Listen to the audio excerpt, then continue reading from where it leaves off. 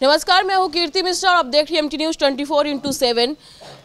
मौसम है गर्मियों का, लेकिन राजनीतिक गर्मी इसमें तड़का लगा रही है क्योंकि लोकसभा चुनाव है और लोकसभा चुनाव में राजनीतिक जो गर्मी है वो अलग ही एक गर्माहट दे रही है। हम भोपाल में हैं और भोपाल से बीजेपी सांसद प्रत्याशी आलोक शर्मा जी हैं बीजेपी की तरफ से। आज हम उनसे बातचीत करेंगे क्योंकि हमने पहले अपने चैनल में दिखा दिया था कि बातचीत होगी, लेकिन जनता जो सवाल पूछेगी हम उनसे वो भी पूछेंगे। जनता ने हमें डीएम किए हुए हैं सवाल, हम उनसे पूछेंगे। लेकिन अभी वक्त हो चला है, सुबह का वक्त है, नहा धोकर अभी पूजा में बैठने वाले हैं आलोक शर्मा जी। हम अभी अंदर चलते हैं, जानेंगे पूजा पाठ से फ्री होके नाश्ता करेंगे उनके साथ। नाश्ते में थोड़ा बहुत बातचीत करेंगे और पूजा में इसलिए नहीं करेंगे क्योंकि एक भक्त को भगवान के साथ छोड़ देना चाहिए, अपनी वार्तालाप वो करेगा, इसलिए अंदर चलते हैं। और पूजा पाठ से फ्री होके जब नाश्ता करेंगे तो नाश्ते में, हालांकि ये भी कहा जाता है कि खाने में ज़्यादा बोलना नहीं चाहिए, लेकिन चुनाव है तो जनता के कुछ सवाल और कुछ हमारे सवाल का जवाब तो आलोक शर्मा जी को देना ही पड़ेगा और चल के उनसे कुछ बातचीत करते हैं। तो आइए चलते हैं उनके घर के अंदर और जानते हैं कि आखिर लोकसभा 2024 में केंद्र में क्या फिर से मोदी आने वाले हैं या थोड़ा उलटपलट हो सकता है, और भोपाल में सांसद बीजेपी का जनता और सांसद के बीच कितना प्रेम रहेगा। आइए देखिए, उनके घर के बाहर मौजूद है, घर पहुंच चुके हैं, घर के बाहर हैं। अभी पूजा पाठ चल रही है। पूजा पाठ के हम आपको कुछ वीडियोस दिखाएंगे, लेकिन पूजा पाठ में बात नहीं करेंगे। जैसे मैंने आपको पहले ही बताया कि भक्त और भगवान के बीच जो वार्तालाप होती है भक्तों कर देना चाहिए, हम उसमें नहीं पड़ेंगे। बस आपको वीडियो दिखाएंगे पूजा पाठ करते समय, बात हम करेंगे उनसे नाश्ते में। चलिए।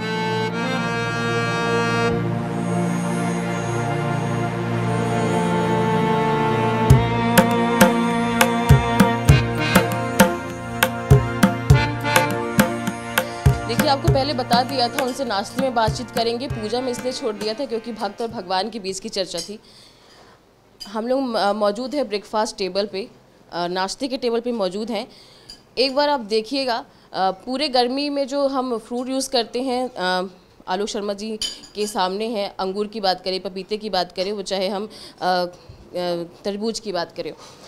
जानेंगे ये कि चुनावी गर्मी के साथ साथ और जो गर्मी का पारा है आलोक जी, वो अभी लोकसभा में कितना बढ़ चुका है।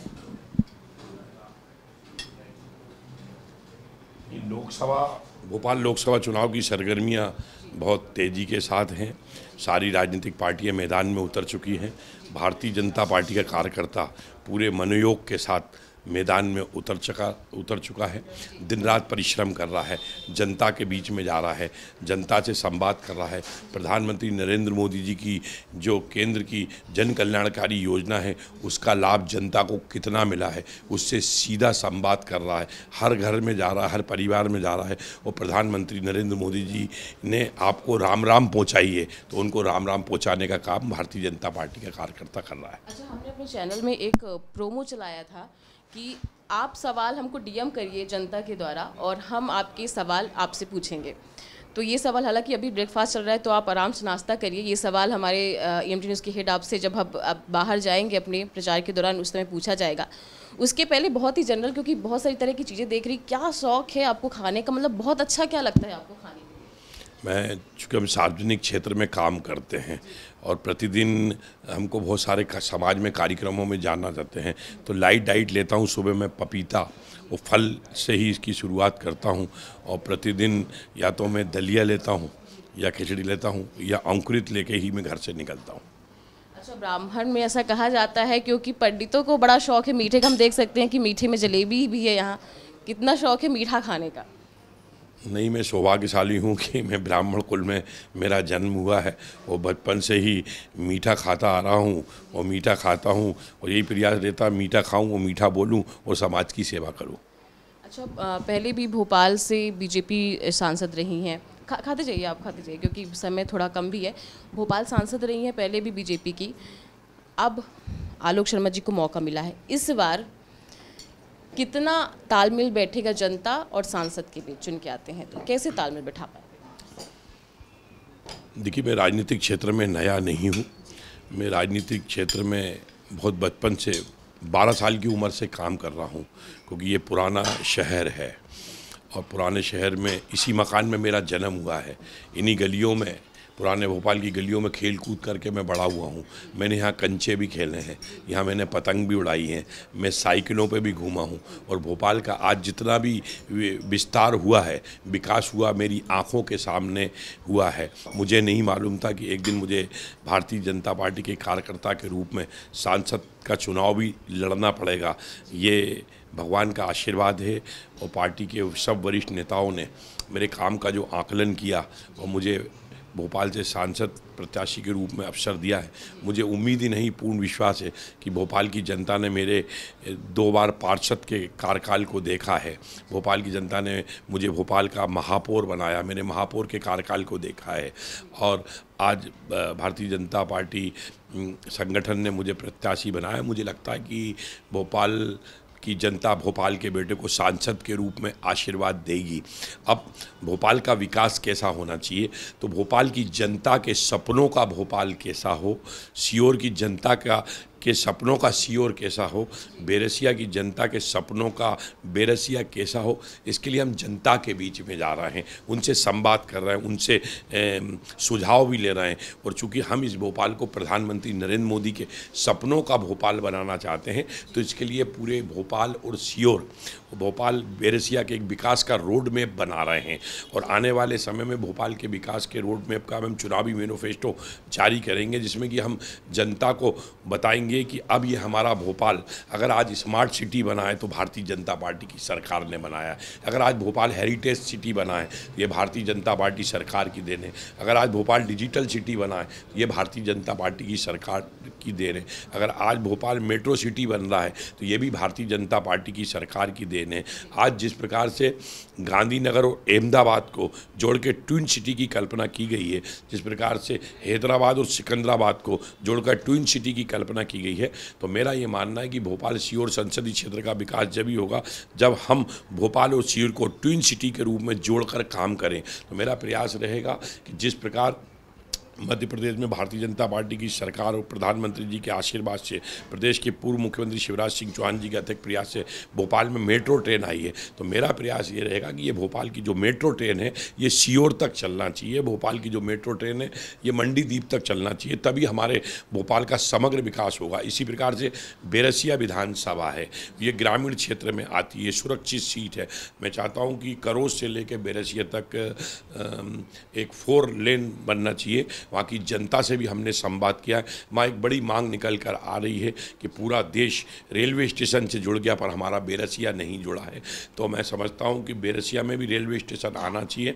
आने वाले समय में मैं चाहूँगा कि वहाँ पे रेलवे लाइन का सर्वे हो। अब रेलवे लाइन निषादपुरा से आए, बीना से आए या गुना से आए, ये दिशा में काम करूँगा। और आने वाले समय में हम इस बात के ऊपर भी अध्ययन कर रहे हैं कि जो भोपाल सीहोर संसदीय क्षेत्र है, यहाँ सीहोर में लगभग 4,500 एकड़ ज़मीन शुगर मिल की पड़ी हुई है और वह कहीं ना कहीं सम्मानीय न्यायालय में विचाराधीन है। हमारा पूरा प्रयास रहेगा कि हम सारे कानूनी पक्षों का अध्ययन करने के बाद उसका निराकरण करें।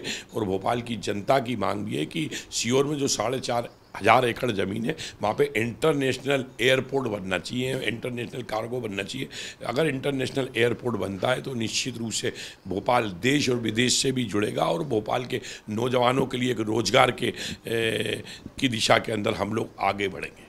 देखिए, जैसे वार्तालाप बढ़ती जा रही है, टेबल में नाश्ता भी बढ़ता जा रहा है। अभी 2 चीज़ें और ऐड हुई हैं, मैं आपको बता दूं। ये आलू बड़े हैं, ये आलू बड़े हैं गरम गरम, और पोहा भी ऐड हुआ है, जो भोपाल और इंदौर में खासकर मध्य प्रदेश में बहुत पसंद किया जाता है पोहा। आलोक जी, ऐसे तो भी चुनावी है तो आप बिज़ी होंगे, जब खाली रहता है परिवार के साथ वक्त गुजारते हैं, कभी ऐसे मैम के लिए बोला कि मैं आज कुछ बनाता हूँ तुम्हारे लिए, क्या बनाना पसंद है आपको? मतलब कभी घर में कुछ खाना ऐसा बनाना है, अगर खिलाना है तो परिवार वालों को क्या अच्छा लगता है? परिवार को तो मैं चाय बहुत बढ़िया बनाता हूँ, चाय पिलाता हूँ और चाय बनाने के बाद, पिलाने के बाद पूछता हूँ हमारे द्वारा बनाई गई चाय कैसी लगी। कभी कभी धर्मपत्नी के साथ किचन में आलू बड़े वगैरह भी मैं बनाता हूँ और घर में सबको खिलाने का प्रयास करता हूँ। देखिए, खासकर हिंदुस्तान में, भारत में ये कहा जरूर जाता है कि आप जब भी घर से निकले भले खिचड़ी खा के निकले, अपने घर से ज़रूर निकले, क्योंकि घर से भूखे पेट कभी निकलना चाहिए। घर से जब आप भूखे पेट निकलते हैं तो ऐसा अकस्मात हो जाता है कि आपको कहीं भोजन प्राप्त होता नहीं है। ये आपके साथ हो चुका है?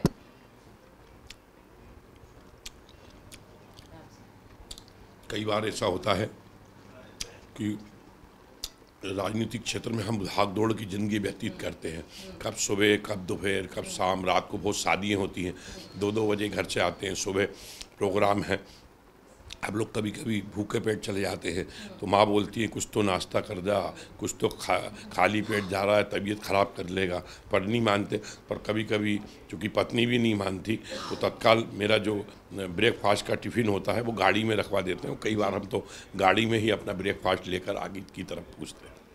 जी बिल्कुल सही कहा, क्योंकि जो घर के हमारे सदस्य होते हैं, हमारे पेरेंट्स होते हैं, हमारे जो भी बड़े हैं या हमारे संबंधी हैं, वो बिल्कुल बोलते हैं कि नाश्ता करके जाना, और नाश्ता नहीं करके गए तो कभी कभी हमें नहीं मिलता, जैसे सर ने कहा।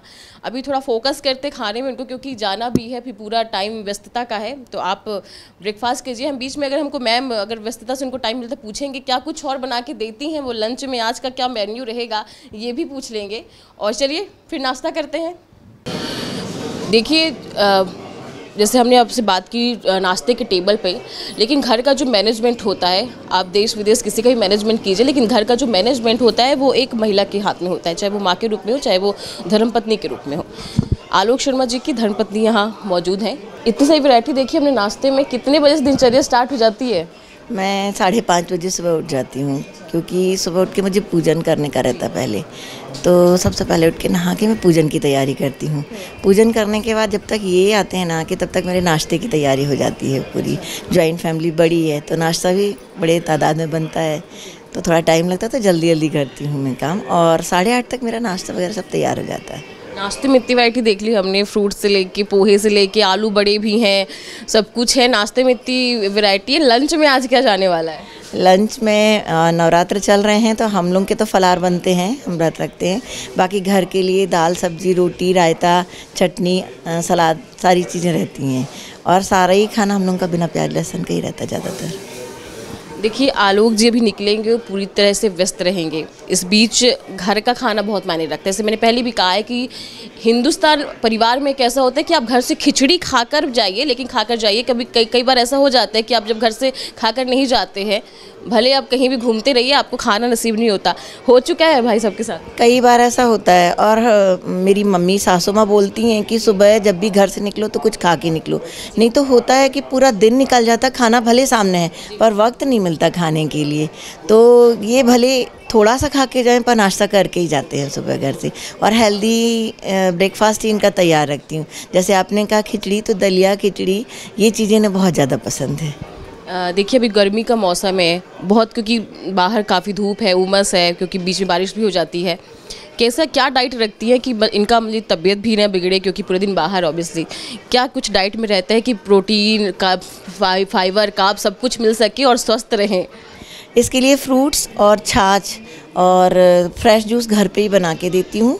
और डाइट में इनको रोटी, सब्जी, ज़्यादातर लौकी, गिलकी की सब्ज़ी, दाल, ऐसी चीज़ें पसंद है।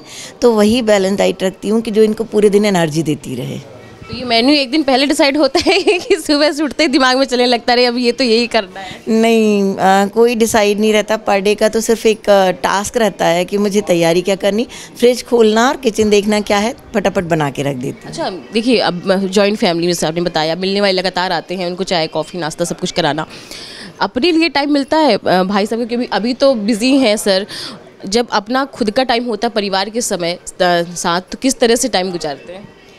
वैसे तो नहीं मिलता है, पर साल में 2 बार टाइम हम लोग बाहर आउटिंग के लिए करते हैं। तो बच्चों के साथ हम लोग निकल जाते हैं। और हम लोगों ने चारों धाम, पूरी धार्मिक यात्राएं और बाहर घूमना भी सब जगह कर चुके हैं। तो जो वो टाइम देते 15-15 दिन का, वो टाइम हम लोगों के लिए पूरे साल भर का समय निकल जाता है। जैसे आपने कहा कि नवरात्रि व्रत चल रहे हैं, आपके चल रहे हैं, वैसी आपके चेहरे में एनर्जी वैसी ही बनी हुई है। आप क्या खा रही हैं? मैं सिर्फ एक टाइम सेंधा नमक की फलार लेती हूँ, दूसरे टाइम नहीं लेती हूँ। और कोई लिक्विड डाइट भी ज़्यादा नहीं लेती। हाँ, दिन भर पानी बहुत पीती हूँ, पानी ज़्यादा चाहिए रहता है। कहीं अगर लगता है तो जूस ले लेती हूँ। घर का मैनेजमेंट पूरा आपके हाथ में है? मेरे और सासू माँ के हाथ में। तो ये थी जो एक घर को सजो के रखती हैं, घर को सजा के रखती हैं, किस तरह से लंच जाना है, डिनर जाना है, ब्रेकफास्ट क्या होगा, जिनसे उनको पूरी दिन भर उनको जो उनको ताकत है मिलती रहे, ये सब चीज़ों से जो राजनीतिक गर्मी है उससे जूझने की ताकत मिलती रहे। तो घर का मैनेजमेंट मिस्टर शर्मा के हाथ में, बाहर का मैनेजमेंट मिस्टर शर्मा के हाथ में है, आपने देखा ही है। आगे बात करेंगे आलोक शर्मा जी से, हमारी एमटी न्यूज़ के हेड, जो डीएम किए हुए हैं सवाल, लोगों ने, जनता ने डीएम किए हुए हैं एमटी न्यूज़ 24/7 में, वो भी पूछेंगे और कुछ जानेंगे कि आखिर राजनीतिक गर्मी क्या है।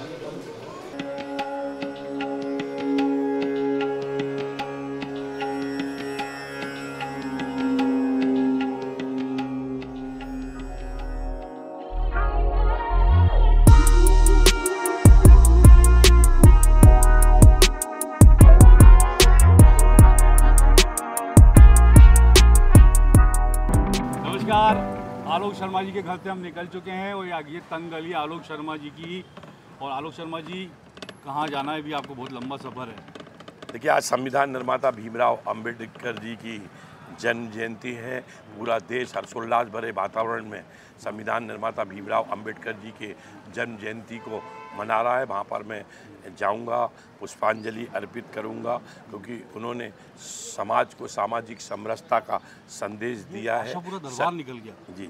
ये यहाँ पे आप अन्य क्षेत्र चलाते हैं काफ़ी दिनों से, क्या कहानी रही? देखिए, सार्वजनिक क्षेत्र में हम काम जरूर करते हैं, परंतु समाज में हमने समाज सेवा करने का व्रत लिया है। समाज सेवा करने का व्रत हमने लिया है तो गरीबों को प्रतिदिन भोजन मिले, नेत्रहीन, वृद्ध, अपंग, अपाहिजों को भोजन मिले, इसके लिए हमने यहाँ पे अन्न क्षेत्र की स्थापना की है। और यहाँ प्रतिदिन पिछले 30 साल से 1000 लोगों को प्रतिदिन हम गरीबों को भोजन करा के गरीबों की सेवा करने का काम कर रहे हैं। इसमें एक ही सुख मिलता है और वह मन का सुख है कि सार्वजनिक क्षेत्र में अगर काम कर रहे हैं तो किसी गरीब के, किसी ज़रूरतमंद की हम अगर सेवा कर पा रहे हैं तो ये वास्तव में भगवान की सेवा है। मुझे लगता है अपन सांसदों के मोहल्ले के आसपास से निकल रहे हैं शायद। जी जी।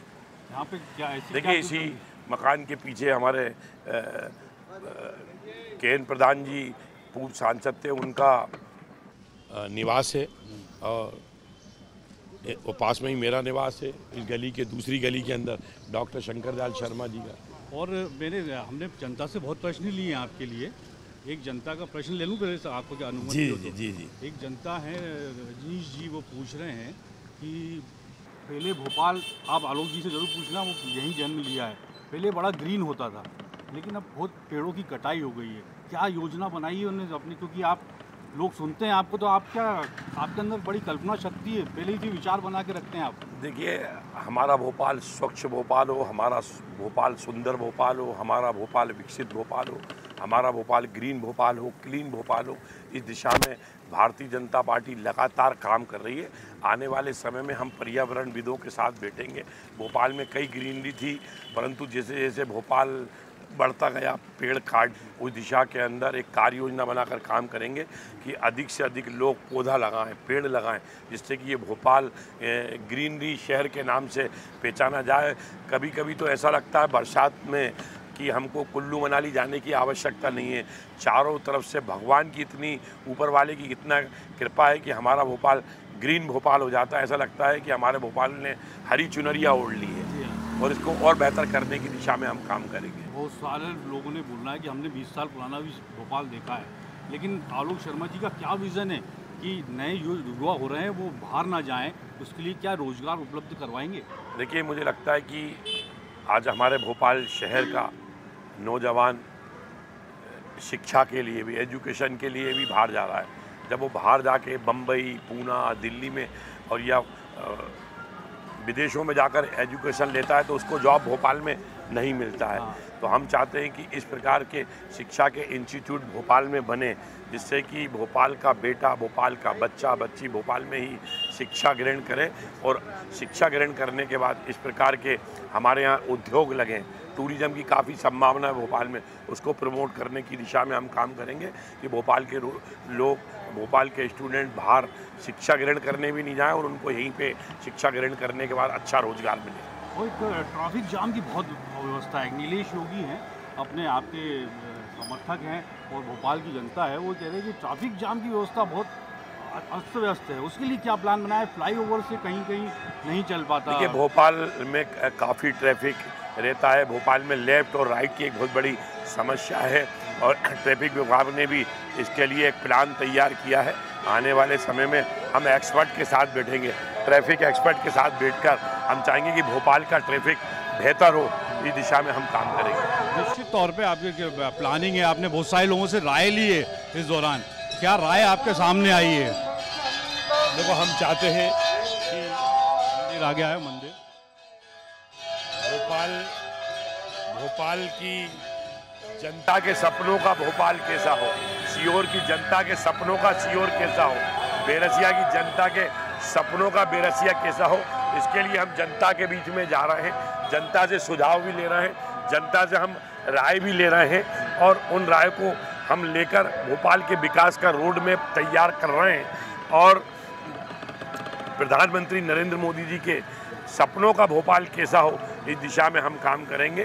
क्योंकि आज देश की अन्य राजधानियों में तो काफ़ी विकास हुआ है, कौन कौन सा विकास ऐसा है जो हमारे भोपाल में नहीं हुआ, उसके विकास का हम रोड मैप बनाकर हम भोपाल की जनता की सेवा करने का कार्य करेंगे। भोपाल की जनता मुझे सांसद के रूप में आशीर्वाद देती है तो हम इसको बढ़ाने का काम करेंगे। आज भोपाल स्मार्ट सिटी बना है, आज भोपाल हेरिटेज सिटी बना है, भोपाल डिजिटल सिटी बना है, भोपाल ग्लोबल सिटी बना है, तो इसका श्रेय केवल भारतीय जनता पार्टी की सरकार को जाता है। और अगर आज भोपाल में मेट्रो ट्रेन आई है, ये भी भारतीय जनता पार्टी की सरकार की ही देन है। मैं चाहूँगा कि जिस प्रकार से अहमदाबाद और गांधीनगर को जोड़कर ट्विन सिटी के रूप में विकास हुआ है, जिस प्रकार से सिकंदराबाद और हैदराबाद को जोड़कर ट्विन सिटी के रूप में विकास हुआ, मैं भी चाहूँगा कि भोपाल और सीहोर को जोड़कर, भोपाल बेरसिया को जोड़कर विकास का रोड मैप हम बनाएंगे, ट्विन सिटी की कल्पना हम करेंगे और भोपाल में विकास को एक नया आयाम हम देंगे। कि आज भोपाल में मेट्रो आ गई है, आज भोपाल में मुझे लगता है कि ये मेट्रो सीहोर तक चलना चाहिए और ये मेट्रो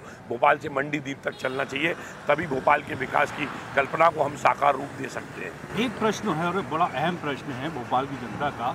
माननीय मुख्यमंत्री शिवराज सिंह चौहान ने घोषणा की थी कि नर्मदा जल का बल्ब कनेक्शन हटा के इंडिविजुअल कनेक्शन देंगे। एक जनता के 4 प्रश्न हैं ये, उसका एक मैं आपको कर देता हूँ कि वो मांग रही है कि हमको इंडिविजुअल कनेक्शन जल्द से जल्द मिले, तो वो उसके लिए आपको वो इसके लिए मैं भी कहीं ना कहीं पक्षधर हूँ। पिछला नगर निगम के चुनाव में हमने मैनिफेस्टो में भी वादा किए थे कि हम बल्क कनेक्शन समाप्त करके इंडिविजुअल कनेक्शन देंगे। क्योंकि मैं जब मेयर था तो कई प्रकार की शिकायतें मेरे भोपाल की चौपाल में आती थी, महापौर चौपाल में आती थी। बल्क कनेक्शन के नाम पे जो बिल्डर्स हैं वो कहीं ना कहीं एक बड़ी राशि उपभोक्ता से, जनता से वसूल करते हैं। आज इसके लिए नगर निगम ने प्रस्ताव भी पारित किया है। शासन, चूँकि नगर निगम एक स्वायत्त संस्था है, टैक्सों के आधार पे ये संस्था चलती है। नगर निगम में महापौर परिषद को अपने पावर है, परिषद को अपने पावर है। इसका एक प्रस्ताव पारित करके राज्य शासन को पहुंचा दिया है। राज्य शासन से जल्दी इसका निराकरण करेंगे और हम चाहेंगे कि भोपाल की जनता को इंडिविजुअल कनेक्शन मिले, बल्क कनेक्शन समाप्त होना चाहिए। हम वहाँ आ गए जहाँ पे आपने रानी कमलापति जी की मूर्ति स्थापित की। ये ब्रिज भी हमें को लगता है कि आप ही के कार्यकाल में आपके द्वारा, ये देखिए सामने राजा भोज सेतु बनाया है और आज भोपाल में लालघाटी का फ्लाईओवर हो, ये राजा भोज सेतु हो और जो पॉलिटेक्निक के पास जो हमारा स्मार्ट रोड बना है, रानी कमलापति की प्रतिमा हो, ये सब भारतीय जनता पार्टी की सरकार की ही देन है। यहाँ पे एक बहुत बड़ी रोटरी हुआ करती थी किसी समय पे, राष्ट्रपति डॉक्टर शंकर दयाल शर्मा जी की एक्सीडेंट होते थे। हमने सभी से चर्चा करके, संवाद करके ये रोटरी हटाकर देश के यशस्वी राष्ट्रपति डॉक्टर शंकर दयाल शर्मा जी की प्रतिमा को पार्क में लगाया है। यही तो प्रधानमंत्री नरेंद्र मोदी जी की गारंटी है। हम लोगों ने चौराहों का विकास किया है, फ्लाईओवर हमने बनाए हैं। राजा भोज इस शहर के राजा थे, उनके नाम के ऊपर ये खूबसूरत राजा भोज का सेतु बनाया है। जब ये सेतु बना तो जब भी लोग बाहर से आते थे तो उनको लगता था कि कोई लंदन में आ गए। इतना खूबसूरत ये फ्लाईओवर बना है जो पुराने भोपाल और नए भोपाल को जोड़ने का काम करता है। अब हम राजनीतिक प्रश्न भी एक आध ले लेते हैं। प्रतिद्वंदी आपके सामने लोग बाग कह रहे हैं कमज़ोर है, लेकिन चुनाव मैदान में कोई कमज़ोर नहीं होता। किस तरीके से लेते हैं प्रतिद्वंदी को? देखिए, हम तो चुनाव को चुनाव जैसा लड़ते हैं। सारा राजनीतिक पार्टी जनता के बीच में जाती है, अपनी बात को कहती है। हम प्रधानमंत्री नरेंद्र मोदी जी की गारंटी को लेकर मध्य प्रदेश की भारतीय जनता पार्टी की सरकार ने भोपाल में जिस प्रकार के विकास के काम करे हैं, उन विकास के एजेंडे को लेकर जनता के बीच में जाएंगे और जनता से कहेंगे कि आप भारतीय जनता पार्टी के प्रत्याशी को, भोपाल के बेटे को अपना आशीर्वाद दीजिए। मुझे उम्मीद ही नहीं, पूर्ण विश्वास है इस बार भोपाल की जनता भोपाल के विकास के लिए, देश के विकास के लिए अपना वोट करेगी और पुनः देश के प्रधानमंत्री के रूप में नरेंद्र मोदी जी को तीसरी बार आशीर्वाद देगी। अब की बात 400 पार का नारा दिया है, क्या लगता है कहीं मेहनत उसी दिशा में चल रही है? देखिए, आज आप अटक से लेके कटक तक चले आइए, कश्मीर से लेकर आप कन्याकुमारी तक चले जाइए, हर जगह, हर गली, हर मोहल्ले में एक ही आवाज़ आ रही है, अब की बार 400 पार। ये मैं नहीं कह रहा, मैं तो प्रत्याशी हूँ, मैं भारतीय जनता पार्टी का कार्यकर्ता हो सकता हूँ। आप हर गली मोहल्ले में चले आइए, हर जगह से एक ही आवाज़ आ रही है, हर हर मोदी, घर घर मोदी, मोदी है तो मुमकिन है। कहीं ना कहीं मोदी जी की जो गारंटी है, उसने कहीं ना कहीं देश के जनमानस में, जनता जनार्दन के में अपनी एक विशिष्ट प्रकार की छाप छोड़ी और इसका लाभ निश्चित रूप से भारतीय जनता पार्टी के हर प्रत्याशी को मिलेगा। भोपाल क्या गुदड़ी का लाल में ऐसा क्या कमाल है कि वो मस्जिद के अंदर नारे लगवा देता, हर हर मोदी, कहीं माइनॉरिटी के खिलाफ चुनाव लड़ता है तो हार भी जाता है, लेकिन मुस्लिम प्रेम भी कर रहे हैं। देखिए, मैं भोपाल का बेटा हूँ और भोपाल में कांग्रेस जरूर कहती है गंगा जमनी तहजीब, मुझे गंगा जमनी तहजीब तो कहीं नहीं दिखी। अपनेपन की तहजीब दिखी है, अपनेपन की खुशबू दिखी है। सब लोग एक दूसरे के सुख दुख के अंदर हम लोग काम करते हैं। बोरा समाज का ईद मिलन था, उसमें मैं गया, उन्होंने मेरा स्वागत किया, इस्तकबाल किया। मुझे वहाँ के आमिल साहब ने आशीर्वाद भी दिया। वो कहा कि देश के प्रधानमंत्री आदरणीय नरेंद्र मोदी जी बड़ा अच्छा काम गुजरात में उन्होंने किया है, सूरत में हमारा पूरा सोसाइटी उनके साथ में है। जब उन्होंने कहा हम भाजपा के साथ में हैं, तो मैंने भी कहा अगर आप भाजपा के पार्टी के साथ में हैं तो मेरे साथ बोलिए। अब की बार सबने कहा 400 पार, सबने कहा मोदी है तो सबने कहा मुमकिन है। तो कांग्रेस इसको लेके चिढ़ रही है, घबरा रही है, हताशा और निराशा के दौर से कांग्रेस गुजर रही है। यही तो प्रधानमंत्री नरेंद्र मोदी जी की गारंटी है। कोई शब्द हमने किसी समाज के व्यक्ति के मुंह में नहीं डाल दिए, वो दिल मन से कहीं ना कहीं देश का विकास देखना, वो देश कहीं ना कहीं एक विकसित भारत का रूप प्रधानमंत्री नरेंद्र मोदी जी के नेतृत्व में ले रहा है। और आने वाले समय में हमारा हिंदुस्तान, हमारा भारत, हमारा वतन, हमारा मुल्क विश्व गुरु बने, इस दिशा के अंदर हम सभी लोग दौड़ रहे हैं। सभी समाज भारतीय जनता पार्टी के साथ में है। सबका साथ, सबका विकास और सबके विश्वास को लेकर भारतीय जनता पार्टी देश में लगातार आगे बढ़ रही है, काम कर रही है। काजल की कोठरी में रहने के बाद, मतलब राजनीति को काजल की कोठरी कहें, लेकिन आलोक शर्मा बेदाग है इस समय, कोई दाग नहीं। हम सुनते हैं, हम देख रहे हैं आपको कि कोई आरोप आप तक आज तक आपके ऊपर नहीं लगा। कहीं ना कहीं कसक भी रहती होगी कि आप 2 चुनाव लड़े, हार गए। देखिए, राजनीति के अंदर जीत हार तो होती रहती है और जिन सीटों के ऊपर मैं लड़ता हूँ वहाँ की डेमोग्राफी काफ़ी चेंज है। वहाँ पे हमारा मतदाता ही नहीं है, वहाँ का तो माइनॉरिटी का काफ़ी मतदाता है। और कांग्रेस की गलत नीतियों के कारण यहाँ के चुनाव को, जहाँ के जो विधानसभा के चुनाव वो दलीय आधार पे नहीं होते, विकास के आधार के ऊपर नहीं होते। यहाँ के चुनाव को कांग्रेस मेजॉरिटी और माइनॉरिटी का चुनाव कर देती है।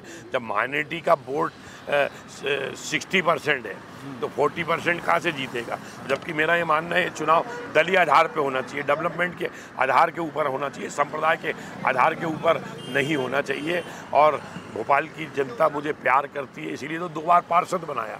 इसलिए तो भोपाल की जनता ने मुझे भोपाल का मेयर 86,000 से अधिक वोटों से जीतकर मुझे नगर निगम पहुंचाया। और मैंने भोपाल की जनता की महापौर के रूप में जो सेवा की है, जनता को वो मालूम है, वो विकास के काम जनता को मालूम है। अगर आज हमारा भोपाल स्वच्छता में देश में दूसरे नंबर पर आया है, बड़े बड़े स्मार्ट रोड बने, बड़े बड़े फ्लाईओवर बने, छोले का विश्राम घाट बना है, सुभाष नगर का विश्राम घाट बना है, भदभदा का विश्राम घाट बना है और हमारा संदरदराम नगर का विश्राम घाट बना है, ये भी भारतीय जनता पार्टी की परिषद ने बनाया।